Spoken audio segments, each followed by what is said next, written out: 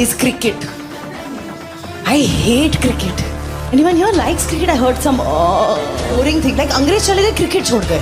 ये हैं विराट कोहली जिनके इंस्टाग्राम पर 270 मिलियन फॉलोअर्स हैं, और ये हैं जो रूट जिनके इंस्टाग्राम पर 1.3 मिलियन फॉलोअर्स हैं, और ये हैं स्टीव स्मिथ जिनके इंस्टाग्राम पर 3.6 मिलियन फॉलोअर्स हैं, और ये हैं केन विलियमसन जिनके इंस्टाग्राम पर सिर्फ 3 मिलियन फॉलोअर्स हैं, और ये हैं रोहित शर्मा जिनके इंस्टाग्राम पर 41.6 मिलियन फॉलोअर्स हैं. ये सभी प्लेयर्स इस वक्त क्रिकेट के सबसे बड़े बैट्समैन हैं. ओ भाई मारो मुझे, मारो मुझे, मारो नहीं, ये मजाक हो रहा है. एक सेकंड यार, मजाक हो. और वहीं दूसरी तरफ फुटबॉल में क्रिस्टियानो रोनाल्डो जिनके इंस्टाग्राम पर 629 मिलियन फॉलोअर्स हैं, और ये हैं लियोनेल मेसी जिनके इंस्टाग्राम पर 502 मिलियन फॉलोअर्स हैं, और ये हैं केलियन एम्बाप्पे जिनके इंस्टाग्राम पर 122 मिलियन फॉलोअर्स हैं. ये सभी एथलीट्स इस वक्त क्रिकेट और फुटबॉल के सबसे बड़े स्टार्स हैं. अब यहीं से हमें पता चलता है कि क्रिकेट और फुटबॉल में कितना डिफरेंस है. हालांकि क्रिकेट दुनिया की 3rd सबसे पॉपुलर गेम है. अब सवाल ये है कि क्यों क्रिकेट की पॉपुलैरिटी इतनी कम होती जा रही है, और क्यों फैंस क्रिकेट मैच देखने ग्राउंड में नहीं आते हैं, और क्यों क्रिकेट अपनी इज्जत गंवा रहा है. इस वीडियो में हम इन सभी चीजों को अच्छे से डिस्कस करेंगे. सबसे पहला सवाल ये है कि क्यों क्रिकेट की पॉपुलैरिटी कम हो रही है. इसका सबसे बड़ा कारण है टाइम, क्योंकि एक टेस्ट मैच खेलने में 4 से 5 दिन का टाइम लगता है, और वहीं दूसरी तरफ एक ओडीआई मैच खेलने में लगभग पूरे 1 दिन का टाइम लगता है. हालांकि अब ज्यादातर T20 खेला जाता है, बट उसमें भी 4 से 5 घंटे का टाइम लगता है. और अब अगर हम दूसरी तरफ एक फुटबॉल मैच की बात करें तो एक फुटबॉल मैच को खेलने में सिर्फ 90 मिनट का टाइम लगता है.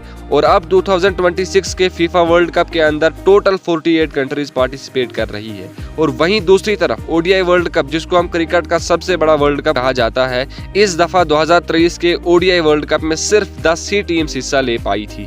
दोस्तों, इसकी सबसे बड़ी वजह है आईसीसी यानी international cricket council. ICC cricket को प्रमोट करने के बजाय इससे कैसे पैसे कमाने हैं, बस इसी चीज में लगी हुई है. अब यहाँ से आप खुद अंदाजा लगा सकते हैं कि जब क्रिकेट का पहला वर्ल्ड कप खेला गया था उसमें सिर्फ 8 ही टीम्स हिस्सा ले पाई थी, और अब 2023 के ओडीआई वर्ल्ड कप के अंदर सिर्फ 10 ही टीम हिस्सा ले पाई थी.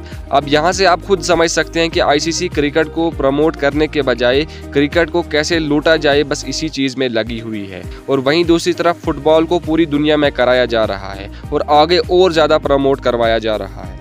अब सवाल ये है कि आखिर क्यों फैंस क्रिकेट मैच को देखने नहीं आते हैं. इसकी सबसे बड़ी वजह है इंडिविजुअल्स. क्रिकेट के 90% फैंस कंट्री को छोड़कर अपने फेवरेट प्लेयर ही को सपोर्ट करने आते हैं. कंट्री हारे या जीते उससे उन्हें कोई फर्क नहीं पड़ता. और दूसरी चीज, क्रिकेट की 90% ऑडियंस इंडिया और पाकिस्तान ही है. और अगर किसी भी टूर्नामेंट में पाकिस्तान या इंडिया सेमीफाइनल या फाइनल तक नहीं पहुंच पाते हैं तो फैंस उस टूर्नामेंट को वहीं छोड़कर चले जाते हैं. यानी 90% क्रिकेट फैंस को लगता ही यही है कि क्रिकेट का मतलब ही इंडिया और पाकिस्तान है, और इसी वजह से उस टूर्नामेंट की व्यूअरशिप बहुत डाउन चली जाती है. और इसकी सबसे बड़ी एग्जांपल है 2007 का ओडीआई वर्ल्ड कप. इस वर्ल्ड कप में इंडिया पाकिस्तान पहले ही एलिमिनेट हो जाते हैं, और फिर ये वर्ल्ड कप सबसे लो ऑडियंस रिटेंशन और सबसे कम रेवेन्यू जनरेट करने वाला वर्ल्ड कप बनता है. अब यहाँ से हमें यही चीज देखने को मिलती है कि क्रिकेट को नीचे गिराने में सबसे अहम किरदार आईसीसी खुद अदा करता है. और दूसरी चीज, फ्रेंचाइजी क्रिकेट. अगर मैं आपसे ये कहूँ कि फ्रेंचाइजी क्रिकेट इंटरनेशनल क्रिकेट को बर्बाद कर रहा है तो शायद गलत नहीं होगा, क्योंकि प्लेयर्स सिर्फ 30 या 32 साल की ही एज में रिटायर होके